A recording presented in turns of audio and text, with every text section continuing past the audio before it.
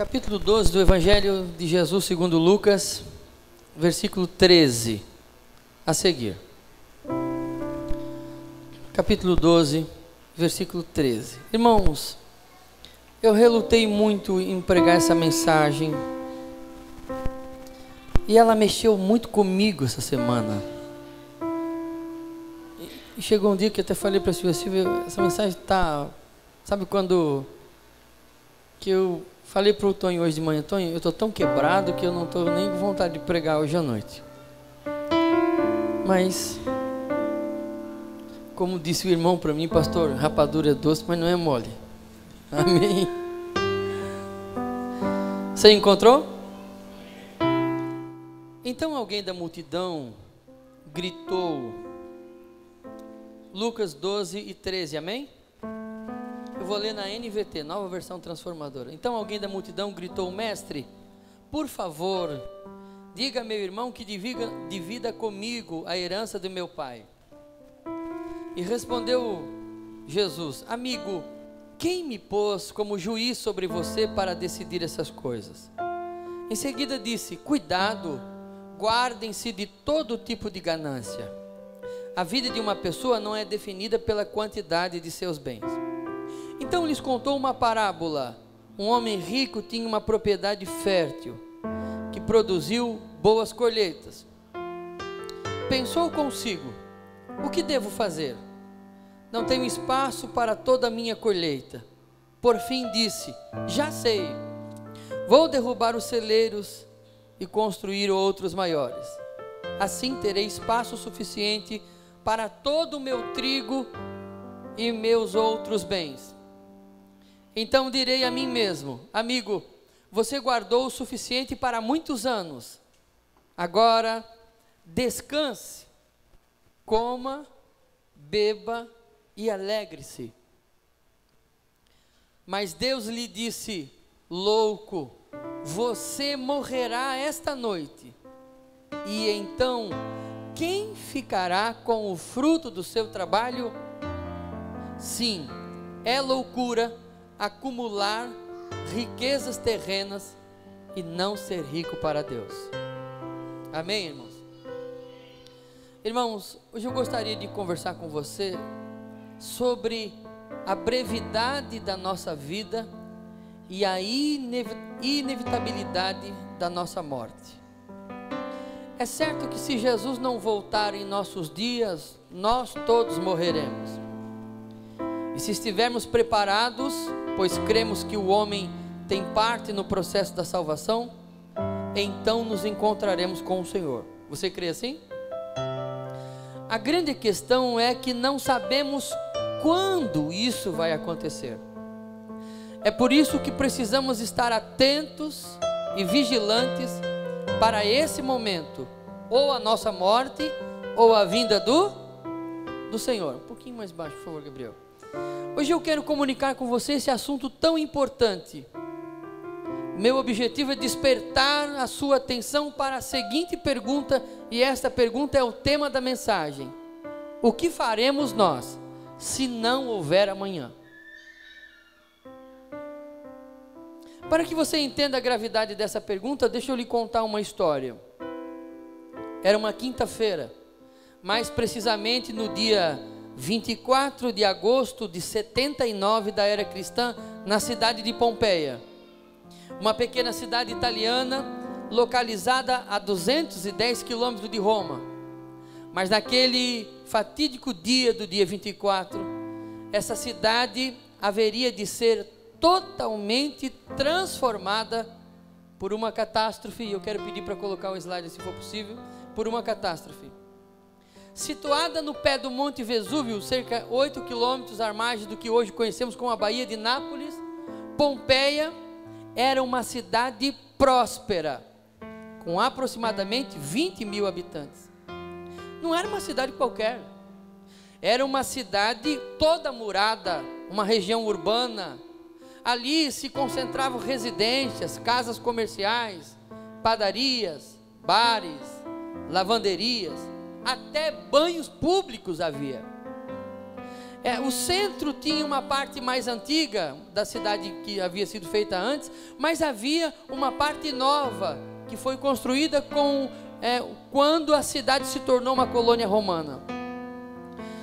Dentro dessa cidade nova havia ruas principais no sentido norte, sul, leste e oeste. A cidade era muito evoluída.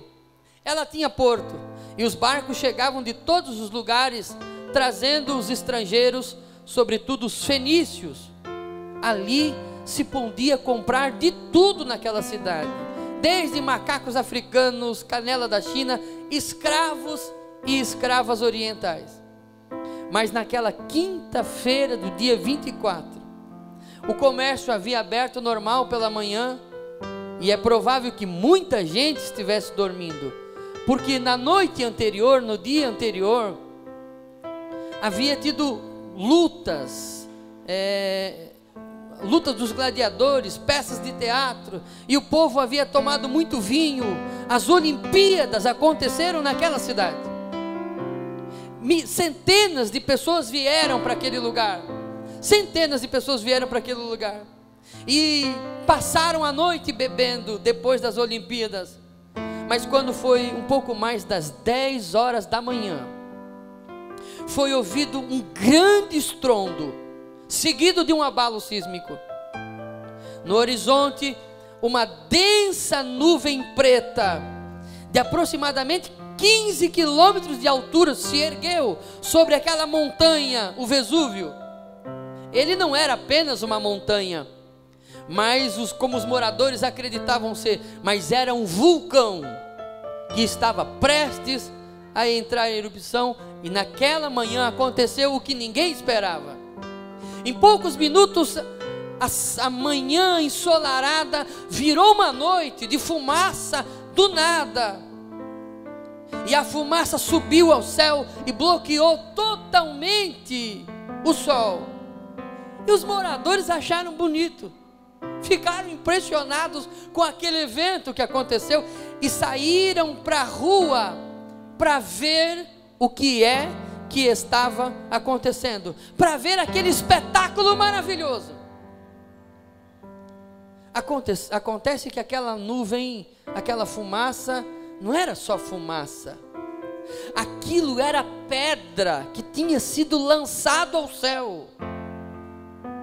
Aquilo era rocha que havia sido lançado a 15 quilômetros de altura ao céu, que obviamente não cairia nos primeiros segundos, mas haveria de cair. E junto com as cinzas, mais de 10 mil metros de altura, todas aquelas rochas foram lançadas. Só alguns minutos depois, elas começaram a cair. E o povo estava na rua esperando para ver aquele fascínio, aquela exposição. E de repente as pedras começaram a cair, e houve uma chuva de pedras terrível, pedras aquecidas, que começaram a matar todos que estavam assistindo e a destruir tudo que vinha pela frente. O Vesúvio brilhava com enormes labaredas, e cujos pontos subiam ao céu. A intensidade fazia cada vez mais o dia ficar noite. E os homens começaram a morrer, e gritar, e clamar. Aqueles que puderam se esconderam, e começaram a clamar pelos deuses. Alguns deles imaginavam que os deuses estavam irados, outros nem acreditavam mais nos deuses. A verdade é que por 12 horas ininterruptas, choveram pedras sobre aquela cidade. A cidade ficou com mais de 4 metros entulhada debaixo das pedras, rochas vulcânicas. Mas ainda não era o pior. Ainda não era o pior. Quando chegou a noite, a escuridão do Vesúvio se juntou com a noite. E quando se imaginava que tudo houvesse acabado, quem se salvou, o pior ainda haveria de vir. Quando por fim uma última parte da erupção explodiu, e ela lançou lava por aquela montanha com velocidades superiores a 120 km por hora, chegando a 500 graus. Mesmo que você não fosse atingido pela lava, as pessoas que não foram atingidas, que estavam no mar tentando fugir, a onda de calor foi tão grande que elas morreram instantaneamente. Elas nem souberam por que morreram. De tão grande foi aquele vento de temperatura de 500 graus. Você encosta a mão no fogão, já queima, já dói, não dói? Você imagina 500 graus, um vento com velocidade de 170 km por hora, numa temperatura de 500 graus. As pessoas morreram instantaneamente. A velocidade e o choque foi tão grande que aonde eles estavam, eles ficaram. Não deu tempo de se mexer. Foi cruel, foi instantâneo. Depois de muitos anos, alguém resolveu vasculhar aquele lugar e descobriu que aquela cinza havia caído sobre os corpos, mas os corpos se deterioraram e as cinzas mantiveram entulhadas, e os estudiosos da época encheram de gesso e formou exatamente como as pessoas morreram. Mais de 300 corpos foram encontrados em abrigos longe, tão grande foi a temperatura. Ao todo foram encontrados vestígios de mais de 1.500 corpos naquele Vesúvio, daquela erupção. E aí fica uma pergunta no ar, irmãos. Será que os moradores de Pompeia pensavam na possibilidade de haver amanhã? Será que eles consideravam a possibilidade de ser o seu último dia? Será que naquela manhã de quinta-feira as pessoas pensaram que poderia ser a última manhã da vida deles? A história da cidade de Pompeia, ela nos faz refletir sobre essa dura realidade. Que se todos os nossos projetos consideram que amanhã vai haver vida, se todos os nossos projetos consideram que nós estaremos vivos amanhã, pode ser que eles sejam frustrados.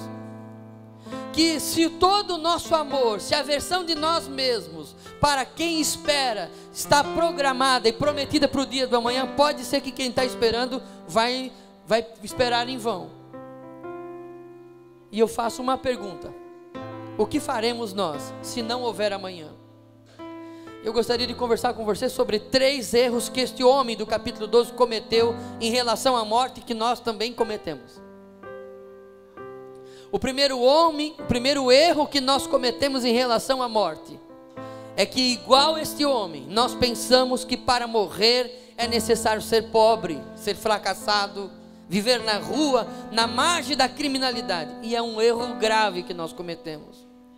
Você observa o texto, que este homem era um homem de sucesso, era um bom empreendedor. Você observa aqui no texto que esse homem era rico, era um bom administrador, não era um Zé Ruela não era um coitado não, ele era rico, era um bom administrador. No entanto, nem todo o dinheiro do mundo que aquele homem conseguiu juntar foi capaz de aumentar 1 hora na sua vida. Nem todo o trabalho que aquele homem trabalhou durante a sua vida foi capaz de acrescentar um único dia a mais para ele consertar os erros da vida dele. Não foi possível. Eu preciso hoje despertar a minha e a sua consciência, irmão, que nem todo o ouro do mundo nos poderá livrar da morte. Irmão, a morte não tem sede de prata, a morte tem sede de sangue. A morte não se preocupa com o número da sua conta, ela quer saber o número da sua casa.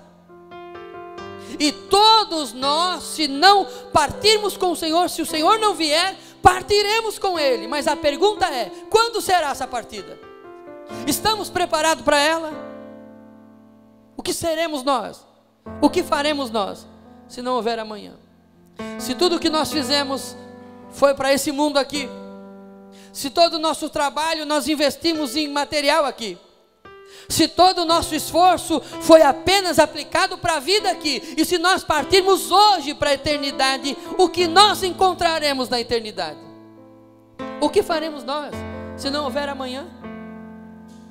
O segundo erro que cometemos em relação à morte é pensar que Para morrer, irmãos, é necessário estar doente, canceroso na cama de um hospital. Para morrer é necessário você estar nas últimas. Isso é um erro gravíssimo. Por quê, irmão? Porque esse homem estava perfeitamente saudável. Não havia nenhum indício de que ele teria alguma doença. Se fosse hoje, o seu plano de saúde seria o mais completo.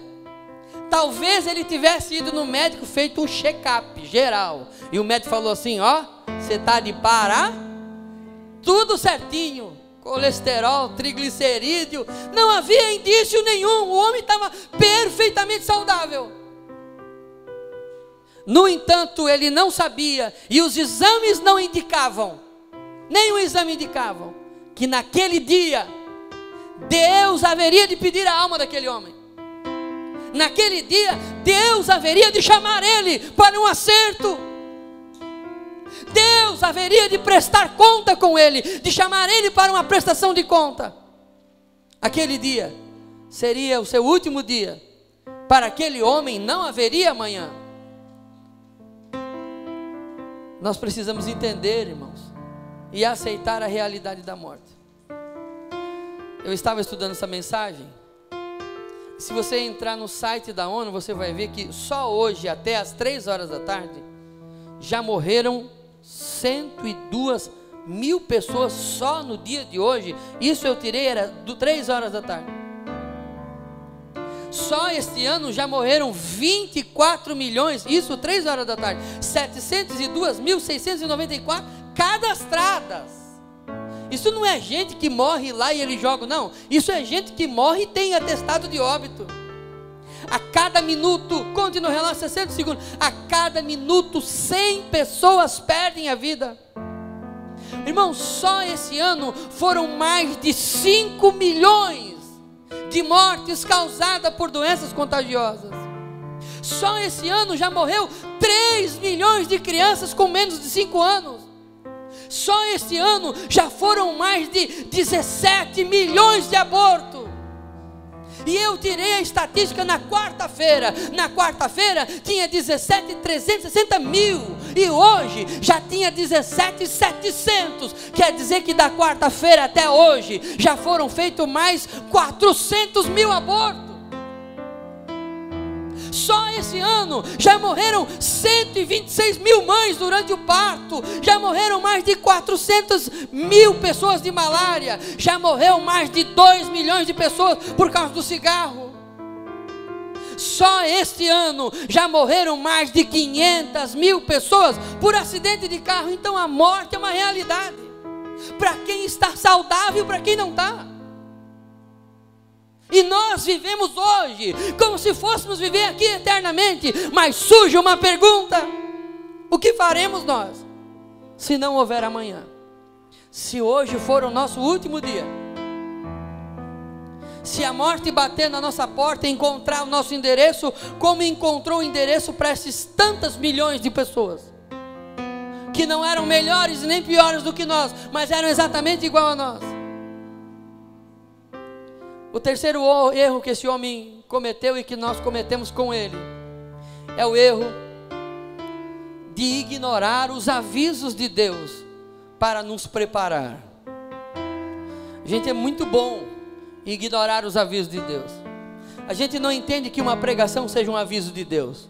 A gente diz assim: se for para mim morrer, Deus vai mandar um anjo na porta da minha casa, vai dizer assim: ó, põe em ordem a tua casa, porque morrerás. E Deus já falou, varão, está escrito aí, é só ler que o anjo está falando para você: põe em ordem a tua casa. Ele não vai repetir a mensagem, já está escrito. Mas a gente tem dificuldade de entender. A gente quer que um anjo desça do céu, e se aí a gente vai botar: meu Deus, e agora o que eu vou fazer? Deixa eu lhe contar mais uma história em relação a ignorar os avisos. No dia 14 de abril de 92, às 23 horas e 40 minutos, um domingo igual esse, o Titanic deslizava pelas águas do Atlântico Norte. O nome do navio era RMS Titanic. E de repente, aquele navio gigante colidiu com um iceberg e afundou. Mas tudo começou no dia 10 de abril, quando ele deixou o porto em direção aos Estados Unidos. para uma viagem gloriosa. O destino a Nova York, e era coisa maravilhosa. O navio era a coisa mais chique que havia. Ali no navio haviam 13 casais que estavam comemorando lua de mel. Já pensou que privilégio? Você comemorar a lua de mel no navio mais chique do planeta. Na última parada haviam 2.205 pessoas embarcadas no navio. E eles seguiram viagem, continuaram viagem. Tudo estava tranquilo, maravilhosamente tranquilo. E deveria ser uma ancoragem perfeita. O navio era muito seguro. Mas na noite de 14 de abril de 1912, por uma série de erros cometidos pela tripulação, e principalmente por ignorarem os avisos, o Titanic, às 23 horas e 40 minutos, colidiu com um iceberg, que rasgou a lateral do navio e começou a afundar. 2 horas e 20 minutos depois, ele estava indo ao fundo do mar, levando consigo 1.500 pessoas aproximadamente. As pessoas que se salvaram, que conseguiram entrar no bote, mesmo depois de muitos anos, ainda assim tinham problemas psicológicos, porque não conseguiam esquecer os gritos ensurdecedores das pessoas que estavam na água. O grito era terrível. As pessoas que estavam ali urravam de dor, no sofrimento, aquele frio congelante terrível, 2 graus abaixo de zero. Em 45 minutos, mais de 13.000 toneladas de água já estavam dentro do Titanic. E de repente, foi constatado que um dos maiores navios do mundo e mais luxuoso estava indo a pique e levando consigo 1.500 pessoas. Sabe o que eu acho interessante? É o fato de como nós ignoramos os avisos, e eles ignoraram os avisos. No dia 12 de abril, eles começaram a receber avisos de vários navios, que diziam: cuidado, existe muito gelo na água, a presença de iceberg. Mas sabe o que o capitão dizia? Sabe o que a tripulação dizia? Besteira. O nosso navio, ó, é top. Eles receberam 1 hora antes uma sequência de avisos. Você sabe o que o comunicador do navio fez? Mandou quem estava mandando a mensagem calar a boca e desligar o rádio, que ele não queria mais ouvir, de tanta mensagem que eles tinham recebido, dizendo: cuidado, existe grandes possibilidades de iceberg. Mas eles ignoraram, não quiseram mais ouvir e mandaram calar a boca, e disseram: não queremos receber mais nada, desliga o rádio. E desligaram o rádio. 1 hora depois, houve uma grande calmaria no mar. O mar estava silenciosamente tranquilo. Hoje se sabe que quando o mar está muito calmo, é porque existem icebergs pelaquela região, e não deu outra. Ele colidiu e 2 horas depois veio afundar.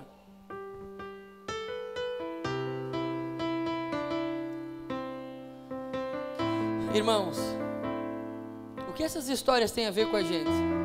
Tem tudo a ver, porque nós temos as mesmas tendências de ignorar os avisos. Nós somos rápidos em esquecer o aviso do médico dizendo: mude a sua vida, mude seu hábito alimentar, faça. Rapidamente a gente esquece, vai no médico e por um momento fica assustado, mas daqui a pouco esquece tudo. Nós somos rápidos em esquecer os perigos, em exceder a velocidade, e de repente nós estamos a 1.000 por hora. Nós somos peritos em calar a boca dos mensageiros de Deus, que nos exortam na palavra. Nós ignoramos os avisos de Deus, da palavra de Deus, quando o Senhor diz para nós assim: ore um pouco mais, jejue um pouco mais, ore pela sua família. A gente vem no culto e Deus fala: ora pela sua família, jejua pela sua família, se consagre pela sua família, e a gente vai embora e rapidamente nós esquecemos dos avisos de Deus, ignoramos os avisos de Deus. A maioria de nós não quer ouvir a mensagem de juízo, Nós queremos viver como se tudo fosse uma calmaria e ignoramos os perigos, até que um acidente tire a vida das pessoas que nós mais amamos, até que uma enfermidade nos faça ficar na cama por longos anos, até que algo terrível aconteça no nosso relacionamento, e aí nós vamos dizer: por que eu não ouvi o que Deus falou? Até que a miséria comece a lacear a nação, e a gente começa a dizer: por que eu não orei pelo meu país? Até que algo inesperado não nos dê tempo de pedir perdão, e a pessoa vai, e você diz: poxa, por que eu não pedi perdão antes? Até que uma tragédia nos leve para a eternidade e não nos permita reunir a família e dizer: eu amo vocês. No caixão não vai adiantar dizer para a pessoa que está ali que você ama, ela não vai ouvir, os mortos não ouvem nada. Na sepultura não adianta conversar com a pessoa que está ali, porque os mortos não podem ouvir. Por isso é importante pensar hoje na seguinte pergunta: o que faremos nós se não houver amanhã? Eu tenho alguns conselhos baseados nesse texto para você. Primeiro, viva o hoje como se fosse o seu último dia, como se não houvesse amanhã. Ame hoje como se você estivesse vivendo as últimas horas, que até o final do dia você estivesse com o Senhor. Sirva a Deus hoje, adore a Deus hoje, irmãos, não contando que na semana que vem terá outro culto, mas adore a Deus hoje contando que será o último culto. E se você soubesse que hoje é o último culto, você teria apresentado para Deus o que você apresentou até agora? Ou você teria levantado a mão mais vezes? Ou você teria aberto a boca mais vezes para dizer: Deus, obrigado porque até aqui Tu tens me guardado. Obrigado por esses irmãos que oraram por mim desde a minha conversão. Obrigado por essas pessoas que me ajudaram tanto. Obrigado por esses pastores que oraram por mim, que me exortaram. Obrigado por esse tempo que por tantos anos eu cultuei aqui. Se você soubesse que hoje é o seu último dia de vida, o que você faria no último dia? Será que você ainda guardaria no seu coração a mágoa que você tem pela pessoa que está aqui? Ou você se levantaria e diria: eu preciso pedir perdão para você, eu vou morrer hoje, e eu não quero ir com essa mágoa no coração, porque no céu não entra raiz de amargura? Será que você ficaria com esse sentimento de revolta no seu coração? Ou você se levantaria e dizia: não, eu quero acertar a minha vida, porque no céu não entra nada disso? Então hoje, irmão, nós precisamos aproveitar que a gente ainda não partiu. Precisamos entender que Deus ainda nos deu esse dia. Não sabemos por quantos minutos. Precisamos fazer hoje o que não poderemos fazer amanhã. Precisamos amar hoje como se não existisse amanhã. Precisamos chamar a pessoa que nos magoou e pedir perdão para ela, dizer assim: eu peço perdão para você. Precisamos chamar alguém que nós magoamos e pedir perdão também, dizendo: eu quero pedir perdão para você. Precisamos perdoar de todo o coração, porque lá no céu não entra raiz de amargura. Precisamos amar de todo o coração, porque lá no céu não entra ódio. Viva hoje como se não houvesse amanhã. Paulo escreveu dizendo em 2 Timóteo 4,7: combati o bom combate, acabei a carreira e guardei a... Paulo vivia preparado. Pelo menos se você viver hoje como seu último dia, você estará preparado para viver quantos dias Deus der. Mas se Ele chamar, você estará preparado para se encontrar com o Senhor também. Os gritos da cidade de Pompeia, dos passageiros do Titanic, irmão, ecoam até os dias de hoje, servindo para nos acordar do sono da negligência, servindo para nos acordar da negligência espiritual e pensar na possibilidade da morte.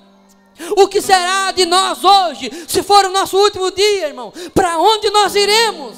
Com quem nos encontraremos? O que faremos nós, se não houver amanhã? Eu trabalhei com um rapaz Em 2008, quando aconteceu aquela tragédia aqui em toda Santa Catarina, inundou a empresa que nós trabalhávamos. Ele trabalhava como supervisor de venda, eu trabalhava na engenharia.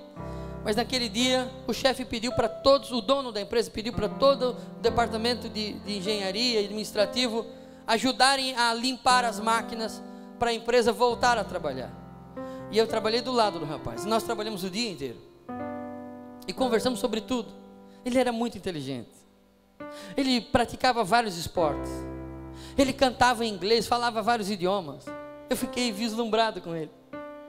Eu fiquei maravilhado. Eu fui embora dizendo: meu Deus, que pessoa formidável. Ele era muito educado. Ele tinha um bom poder aquisitivo. Ele falava vários idiomas. Ele conhecia o mundo todo. Ele cantava em inglês. Ele tinha uma banda, cantava em inglês. A banda dele fazia sucesso. E eu me senti honrado de estar do lado dele o dia inteiro falando com aquele homem.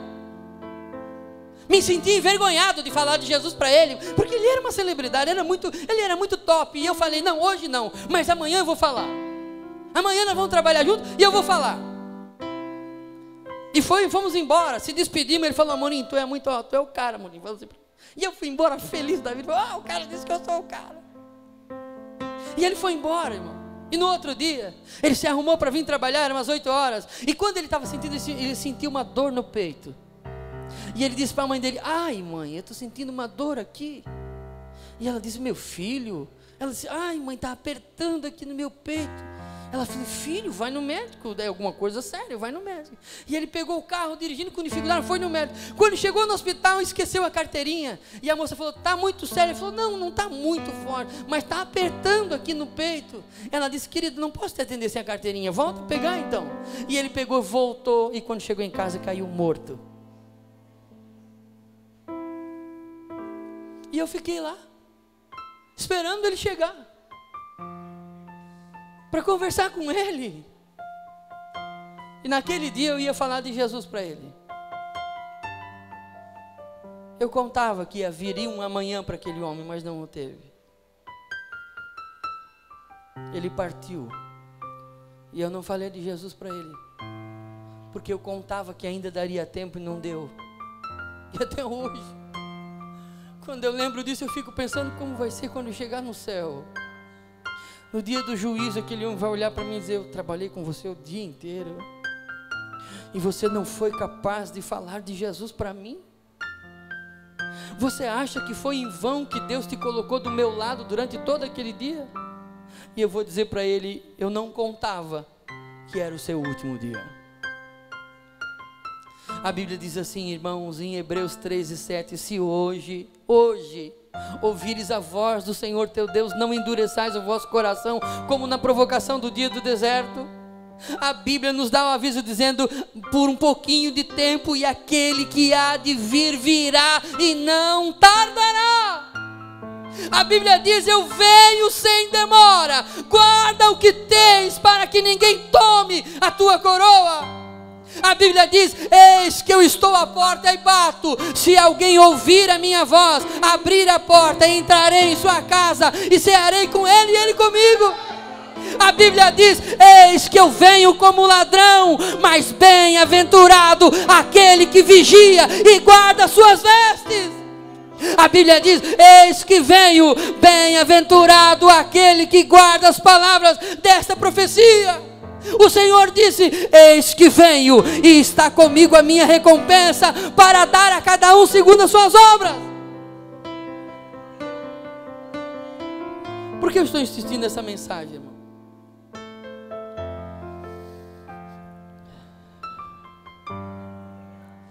Porque talvez na minha vida ou na vida de alguém seja a última mensagem. Talvez seja a minha última mensagem. Talvez seja a minha última mensagem.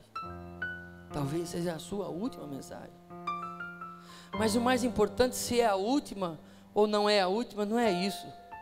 O mais importante é que você saia daqui, que eu saia daqui preparado para viver com Cristo ou morrer com Cristo. Que nós saiamos desse tempo sem dever nada para ninguém. Que nós saiamos desse tempo sem levar conosco no nosso coração nenhum tipo de amargura, de tristeza. Que nós não fiquemos devendo nada para Deus. Que nós não estejamos aqui escondidos de fazer a obra de Deus quando Ele colocou algo na nossa mão. Que nós não estejamos como Jonas no fundo do barco para não obedecer à voz do Senhor. Que nós não estejamos como fugitivos, mas que nós estejamos aqui como alguém servo de Deus, pronto para adorar e exaltar e bendizer o nome do Senhor. Fique de pé, irmão.